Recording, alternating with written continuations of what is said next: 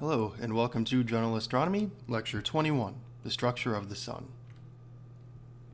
To construct a model of a star like the Sun, astrophysicists express the ideas of hydrostatic equilibrium, thermal equilibrium, and energy transport as a set of equations. Now, those three things were discussed in our previous lecture, so if you are unfamiliar with those terms, you might want to go back and take a look at them. To ensure that the model applies to the particular star under study, they also make use of astronomical observations of the Sun's surface. The astrophysicists then use a computer to solve their sets of equations and calculate conditions layer by layer toward the Sun's center. For example, if you take a look at the top left graph, you'll see that the solar luminosity rises to 100% at about 1/4 of the way from the Sun's center, that is the very left of the graph, to its outside surface. In other words, the Sun's entire energy production, or nearly the entire energy production, occurs within a volume that extends only to about 0.25 R. In other words, all of the energy is produced in this first quarter of the distance from the center. Everything else on the outside is just convection and stuff moving around. So outside of this, the density and temperature are too low. So if you look at these two graphs on the right, outside of 0.25 solar radius, you'll see that the temperature is very low and the density is very low. So they are too low for any thermonuclear reactions to take place. If you recall in our last video, you need a high density so they're close together, and a high temperature so they're moving fast so they can collide with one another and fuse. So outside of that distance, temperature and density are too low, so that is why you don't see the luminosity increase anymore beyond that point. So these are models of the inside of the Sun. This is not physical direct observation. We didn't stick a thermostat inside of the Sun and vary its depth to figure out the temperature each place. But our models are consistent. From the center of the Sun out to about 0.71 solar radii, so you can see that in the image from the very center all the way out to the edge of these arrows that are pointing outward, energy is transported by radiative diffusion. Hence, this region is called the radiative zone. Now, in our last video, we talked about radiative diffusion. That's just where photons of light are moving around and bouncing around the interior, and they just radiate outward over a long period of time. But beyond about 0.71 solar radii, radiative diffusion is not an effective way to transport energy due to the low density of the solar gases. Instead, convection dominates the energy flow in this outer region, which is why we call it the convective zone. So energy radiates outward, but after a certain point, this material is pretty loose. It's not very dense anymore, so it doesn't kind of bump around very easily like it did in the past. So at that point, these little convection cells can develop and become the dominant flow of energy. So once it gets to about 0.771 radii, these photons and stuff kind of get trapped in these convective cells that are bringing them up to the surface.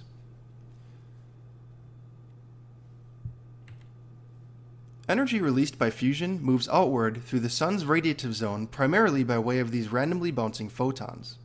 At the top of the radiative zone, where the temperature has dropped to about 2 million degrees Kelvin, the solar plasma absorbs photons more readily, rather than just letting them bounce around. This chokes off the outward flow of photons, and radiative diffusion is no longer effective at transporting them. Thus, convection begins to dominate. The rising of hot plasma and sinking of cool plasma in the convective zone from a cycle that transports energy outward from the base of the convection zone to the solar surface. There, the density of the gas becomes so low that the photons can escape from space from what we see as the surface of the Sun. More on this soon. So this kind of shows you on the right here some of these convection cells. So energy is brought upward via convection, and because of that, you have this hot region of material coming up to the surface, so it'll appear a little bit brighter. And in areas where it's sinking back down, remember that convection is this flow of energy or matter, we'll see darker regions because it has cooled off and then is sinking back down. So we'll take a look at some of this in more detail very soon. Now, again, we cannot see inside of the Sun, so you may wonder how we can claim to know such things as to what's going on in the interior of the Sun. In fact, if we can study the Sun's interior in a few different ways, we can study it in a few different ways. Through mathematical models of the Sun, kind of like what you've seen already, through observations of solar vibrations, and through observation of solar neutrinos, we've looked at a model already, so let's talk just briefly about these vibrations and then the neutrinos. A way to learn about the inside of the sun is to observe vibrations of the sun's surface that are somewhat similar to the vibrations on Earth caused by earthquakes. These vibrations result from the movement of gas within the sun, which generates waves of pressure that travel through the sun like sound waves moving through air. In principle, we can deduce a great deal about the solar interior by carefully analyzing these vibrations. By analogy to seismology on Earth, this type of study of the sun is called helioseismology. This computer-generated image here on the right shows one of the millions of ways in which the sun's interior vibrates. The regions that are moving outward are colored blue, and those moving inward are colored red. As the cutaway shows, these oscillations are thought to extend into the sun's radiative zone, so they go quite far into the sun. So that is a second way that we might be able to study the sun, or that we do study the sun. The third way is via solar neutrinos. Now this is a bit of a lengthy discussion here because it's very fascinating and it has some history to it. If you recall, step 1 of the proton-proton chain produces something called neutrinos. These tiny particles rarely ever interact with other forms of matter, and therefore they can pass through almost anything. For example, an inch of lead will stop an X-ray, but stopping an average neutrino would require a slab of lead more than a light year thick. The conversion of hydrogen into helium at the sun center produces 10 raised to the 38 neutrinos every single second. And about 10 to the 14 of these solar neutrinos pass through each square meter of Earth every single second. Perhaps the exceedingly weak interaction between neutrinos and matter is a good thing, since about 1 trillion of these neutrinos pass through our heads every second. Neutrinos produced in the sun's core pass outward through the solar interior almost as though it were empty space. Traveling at nearly the speed of light, they reach us in minutes, in principle giving us a way to monitor what is happening in the core of the sun. In practice, their elusiveness makes neutrinos dauntingly difficult to monitor, because virtually all of them stream right through any detector built to capture and count them. Nevertheless, neutrinos do occasionally interact with matter, and it is possible to capture a few solar neutrinos with a large enough detector. To distinguish neutrino captures from reactions caused by other particles, scientists usually place neutrino detectors deep in underground mines. The overlying rock blocks most of the other particles, but the neutrinos have no difficulty passing through them. If it were possible to detect these solar neutrinos, we would have direct evidence that thermonuclear reactions really do take place in the sun's core. Right? So we might not be able to look directly into the sun and see there are thermonuclear reactions taking place. But because neutrinos are caused or created in the first step of the proton-proton chain, well, if we find them, then we know there is thermonuclear reactions in the sun's core. So this is a really important thing. Early attempts to detect solar neutrinos were only partially successful, capturing only 1/3 of the number predicted by models of nuclear fusion in the sun's core. This disagreement between model predictions and actual observations came to be called the solar neutrino problem. For more than 3 decades, the solar neutrino problem was one of the great mysteries in astronomy. Either something was wrong with our understanding, or some of the sun's neutrinos were escaping our detection. So let's look into what was actually going on. Well, we now know that the missing solar neutrinos were actually going undetected. Neutrinos come in 3 distinct types, called the electron neutrinos, muon neutrinos, and tau neutrinos. You don't need to know that. We won't go into details about these things, but just know that there are 3 types of neutrinos. Fusion reactions in the sun produce only they only produce electron neutrinos, and the early solar neutrino detectors could detect only electron neutrinos. Some of those neutrinos produced by the sun spontaneously change into the other types that are produced, and so we were only detecting one of the 3 types of neutrinos that existed. More recent detectors, such as the Sudbury Neutrino Observatory, can detect all 3 types of them now, and their results confirm that the total number of solar neutrino particles is equal to what we would expect from our models of nuclear fusion in the Sun. So this proved very important, not only because it confirms our understanding of fusion in the Sun, but also because of its insight that it provided into the fundamental physics of the subatomic world. So this here is a photo of Neil deGrasse Tyson actually floating inside of one of these neutrino detectors. So it's usually got a tank of heavy water and then all these little detectors around the side. So this is another point where I have a link here to a video, but I'll let you go to the YouTube description of this video. You can click on a link that will take you to this video to watch right now. It just shows you what one of these detectors is like. Pretty fascinating, so I recommend stopping for a second to go watch that and then coming back. So let's actually look now at what the visible surface of the Sun looks like. So when you take a photo of the Sun, or you see a photo of the Sun, you usually see something like this in the top right. Well, let's talk about what we're actually seeing here. The differing temperatures and densities of the plasma at different depths give the Sun a layered structure. All of the Sun's visible light emanates from a single thin layer of gas called the photosphere, where the temperature is roughly 5,800 degrees Kelvin.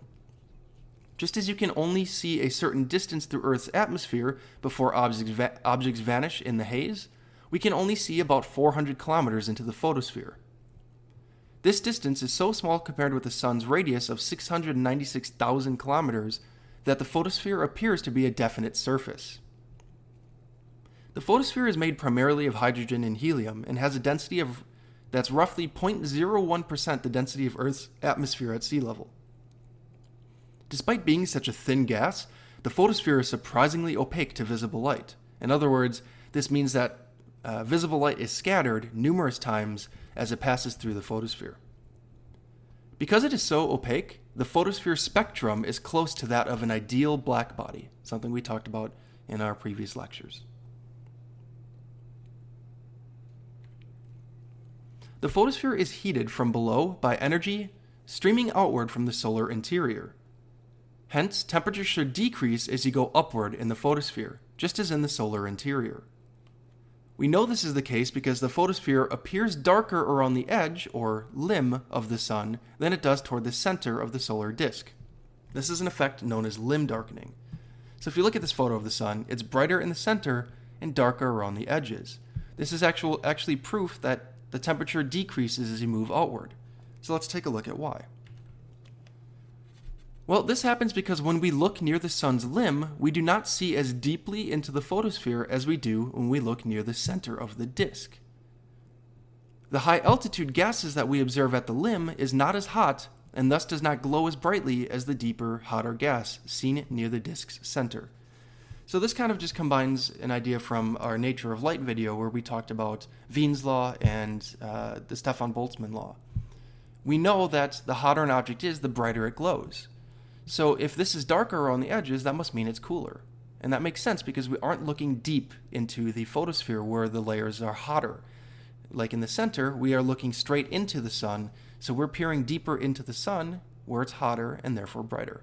So just a real quick way to prove that temperature does decrease as you move outward from the base of the photosphere to the top of the photosphere. Under good observing conditions, astronomers can often see a blotchy pattern in the photosphere called granulation. Each light-colored granule measures about 600 miles across, equal in size to the areas of Texas and Oklahoma combined, and is surrounded by a darkish boundary. We've already discussed this briefly, but the difference in brightness between the center and the edge of a granule corresponds to a temperature drop of about 300 degrees Kelvin. Granulation is caused by convection of the gas in the photosphere. Granules form, disappear, and reform in cycles lasting only a few minutes. At any one time, about 4 million granules cover the solar surface. Superimposed on the pattern of granulation and even larger convection cells are supergranules. A typical supergranule is about 35,000 kilometers in diameter, large enough to enclose several hundred granules. This large-scale convection moves at about 900 miles per hour, that is about 1/10 the speed of gases churning in a regular-sized granule. A given supergranule lasts for about a day. Similar patterns of large-scale and small-scale convection can be found in Earth's atmosphere, for example. On the large scale, air gradually rises at a low-pressure area and then sinks gradually at a high-pressure area, which might be hundreds of kilometers away. This pattern is analogous to the flow in a supergranule. Thunderstorms, on the other hand, in our atmosphere are small but intense convection areas, within which air moves rapidly up and down. Like granules, these last only a relatively short time before they dissipate.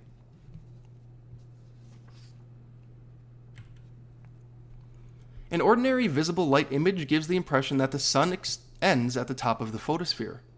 But during a total solar eclipse, like the one we'll see in about a month from the point that this is recorded, I think August 21st, the moon blocks the photosphere from our view, revealing a glowing pinkish layer of gas above the photosphere. This layer is the chromosphere, the second of the three major levels in the sun's atmosphere. The chromosphere is only about 1/10,000th as dense as the photosphere. Note that it gets its pink color due to the emission spectrum dominated by hydrogen. So this thing has emission of hydrogen, and that's why we see this pinkish color. You'll hear more about that later as well. Analysis of the chromospheric spectrum shows that temperature increases with increasing height in the chromosphere. This trend is just the opposite of the situation in the photosphere, where temperature decreased with increasing height. The temperature is at about 4,400 degrees Kelvin at the top of this photosphere. But 2,000 kilometers higher at the top of the chromosphere, the temperature is nearly 25,000 degrees Kelvin. We'll discuss this unusual temperature structure soon.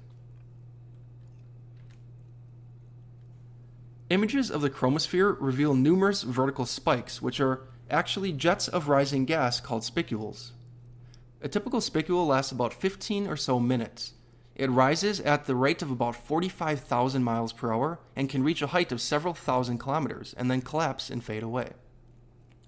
Approximately 300,000 spicules exist at any one time. When viewed from above, spicules can surround a sunspot. While the sun's magnetic field appears to be involved in the production of spicules, the details are not yet well understood. And then this brings us to the most outer layer of the atmosphere, the corona. And no, we don't mean the beverage. We mean the solar corona. The corona, or outermost region of the sun's atmosphere, begins at the top of the chromosphere. It extends out to a distance of several million kilometers, so it's very extensive. Despite its tremendous extent, the corona is only about 1/millionth as bright as the photosphere, no brighter than the full moon. Hence, the corona can be viewed only when the light from the photosphere is blocked out, either by use of a specially designed telescope or during a total solar eclipse. So again, in a month or so from the time this is recorded, when you look at the sun with special observing glasses, during a total solar eclipse, you will actually see an image kind of like this here, where you see all these weird gases around the sun. That is the corona. Temperatures in the corona can actually reach above 2 million degrees Kelvin, far greater than the temperatures in the chromosphere. So again, we have an unusual temperature structure. In the chromosphere, it decreases until you get to the top, but then in the chromosphere and then the corona, the temperature increases, in fact, greatly as you move outward. So let's discuss that briefly. In 2011, the Solar Dynamics Observatory found evidence that spicules play a large role in heating the corona. Some spicules can get quite large, the width of a typical state in the United States, and as tall as the entire Earth. They shoot gas at about 150,000 miles per hour. Observations show that some of the gas ejected by spicules is heated to millions of degrees as it is shot into the corona. With so many spicules present at any given time, that is, again, about 300,000 of them, this estimates indicates that this ejected gas can make a significant contribution to the heating of these upper atmospheric gases. However, spicules are only one contributing factor to the coronal heating. And as astronomers have tried to resolve this dilemma, they have found important clues in one of the sun's most familiar features: sunspots. Earth's gravity keeps our atmosphere from escaping into space. In the same way, the sun's powerful gravitational attraction keeps most of the gases of the photosphere, chromosphere, and corona from escaping. But the corona's high temperature means that its atoms and ions are moving at very high speeds, at about 1 million kilometers per hour. As a result, some of the coronal gas can and does escape. This outflow of gas is what we call the solar wind. Each second, the sun ejects about 1 million tons of material into the solar wind.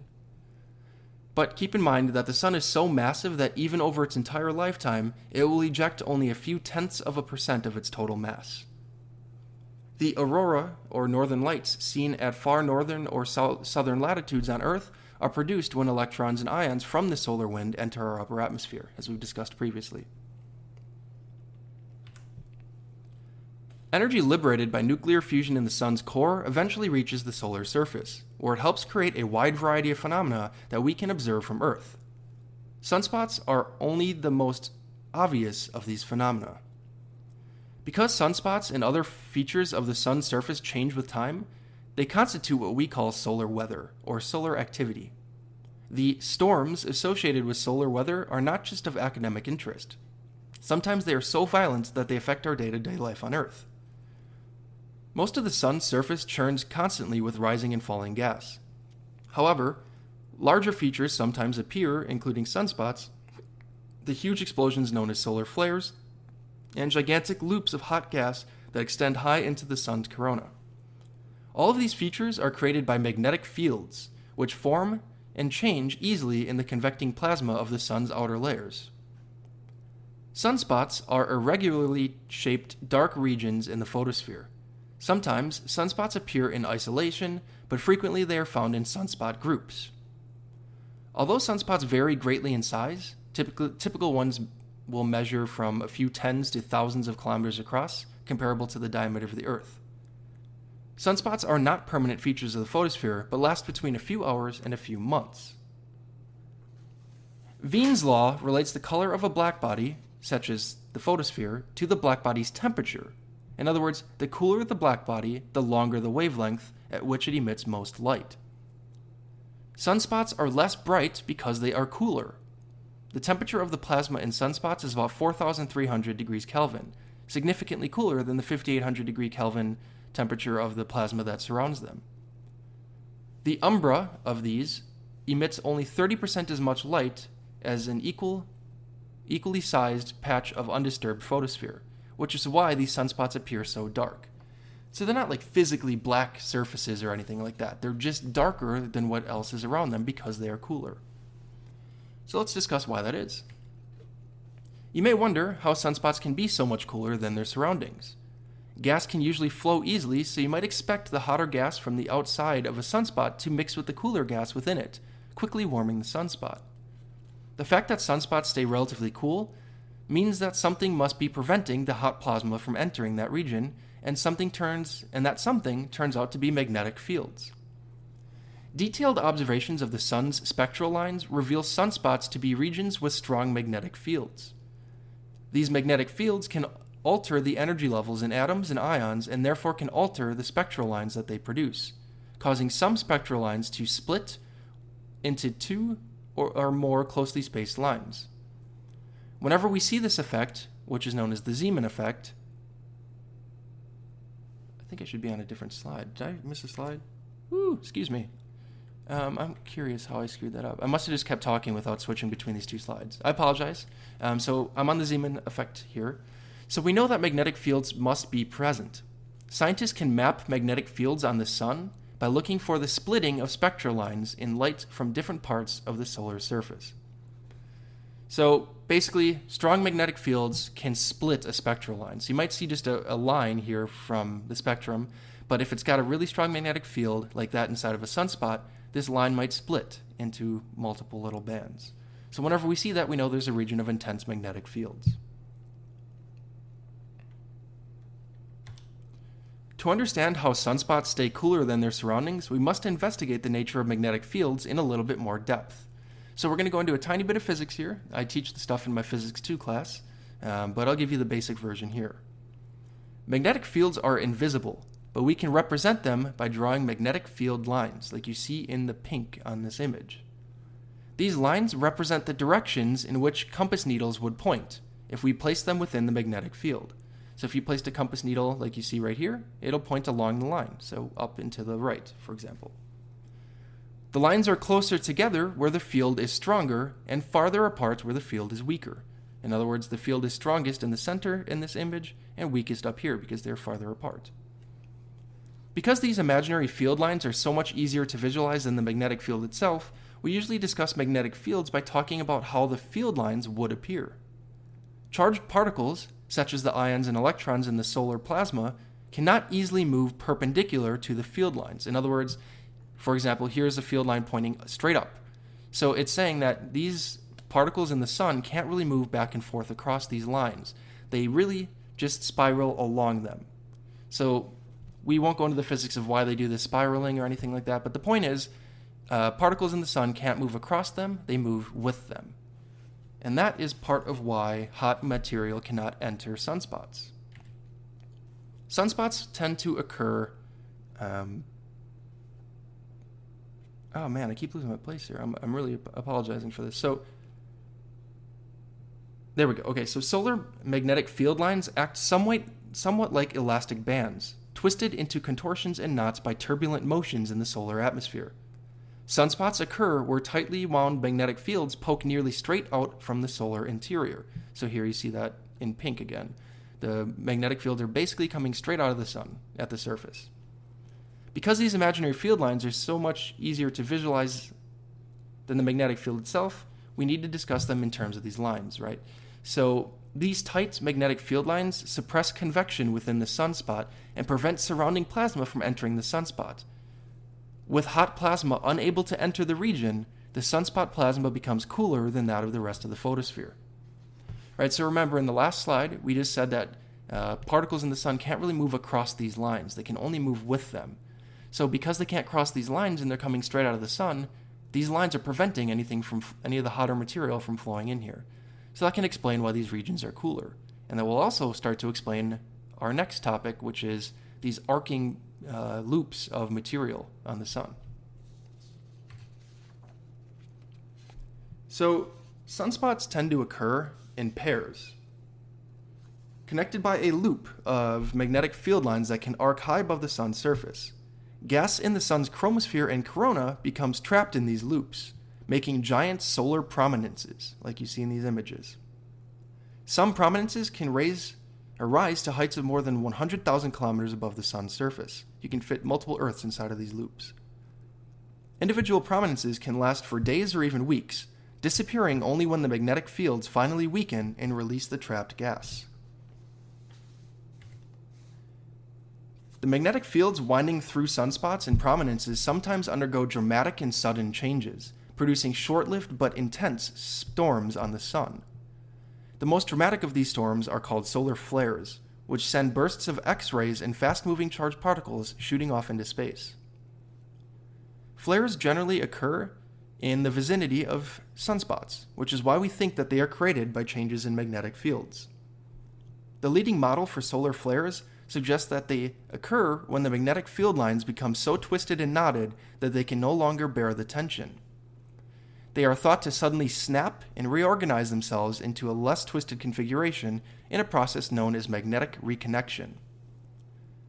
The tremendous amount of energy stored in the magnetic field is then released into the solar atmosphere. For example, a single arch contains as much energy as a hydroelectric power plant would generate in 1,000,000 years. The amount of energy released in this way is thought to help maintain the temperatures of the chromosphere and corona. So you can see this idea of magnetic reconnection here. So you'll have magnetic field lines that poke out of the sun, but they start to get twisted and warped, and eventually the field lines will kind of pinch together and then reconnect. And this will send off a burst of energy, and that is what we call these solar storms and often solar flares.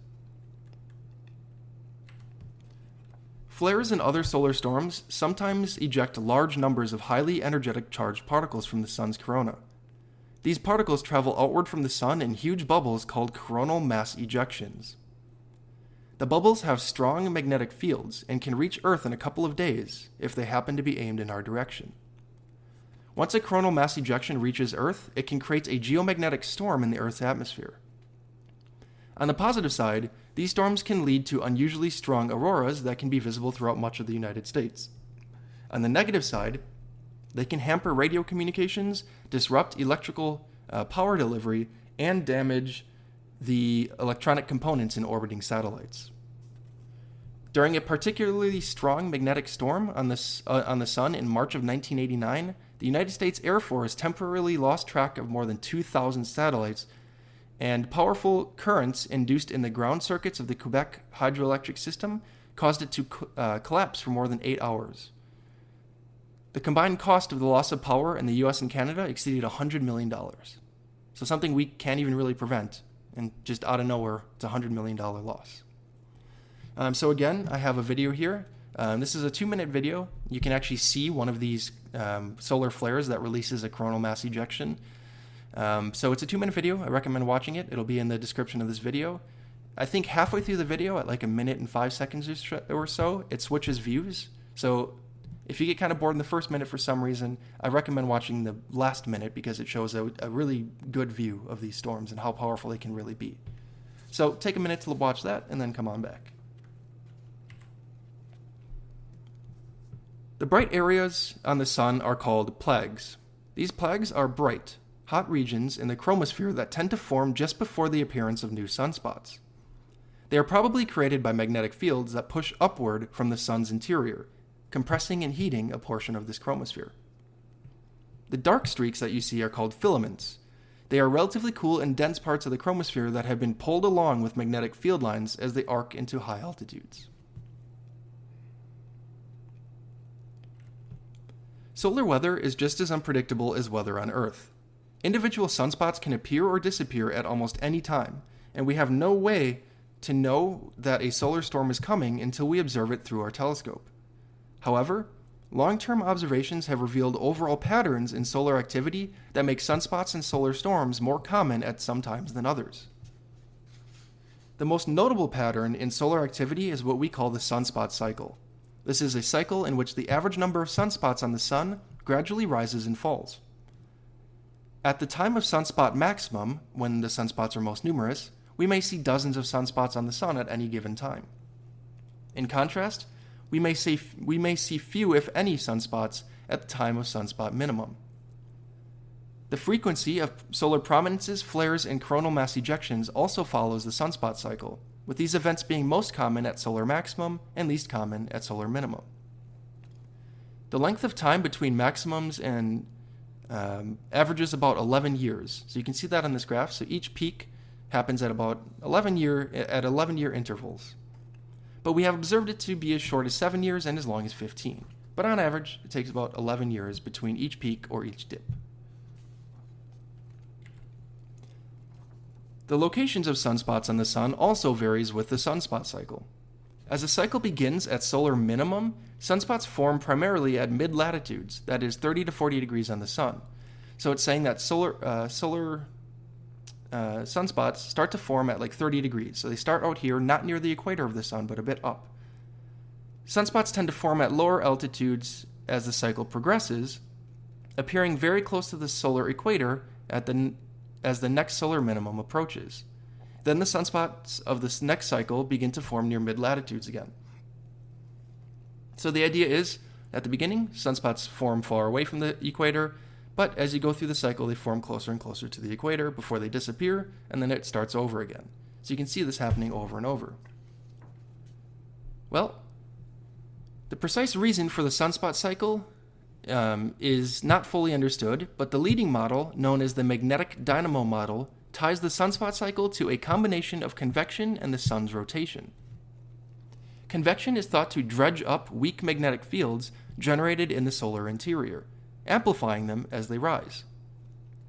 The Sun's differential rotation, that is, rotation that's faster at the equator than at the poles, then stretches and shapes these fields. So here's a graphic of that. Imagine what happens to a magnetic field line that starts out running almost along the Sun's surface from north to south. So we're starting here with field lines in pink, moving from north to south or south to north. At the equator, the lines circle the Sun every 25 days. But at higher altitudes, they lag behind. As a result, the lines gradually get wound more and more tightly around the Sun. So material in the Sun does not rotate at the same speed. It has to cover more distance in the center than at the top, so it has to be moving more quickly.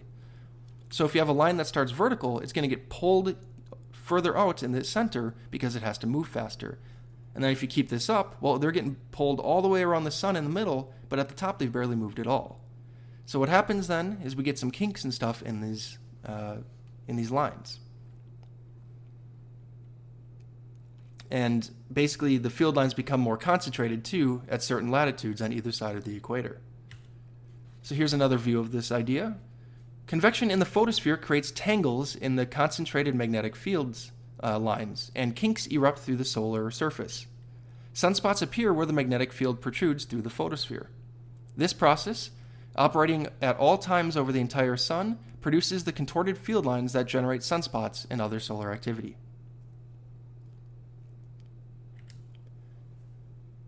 The sun's surface pattern of differential rotation persists through the convective zone of the sun.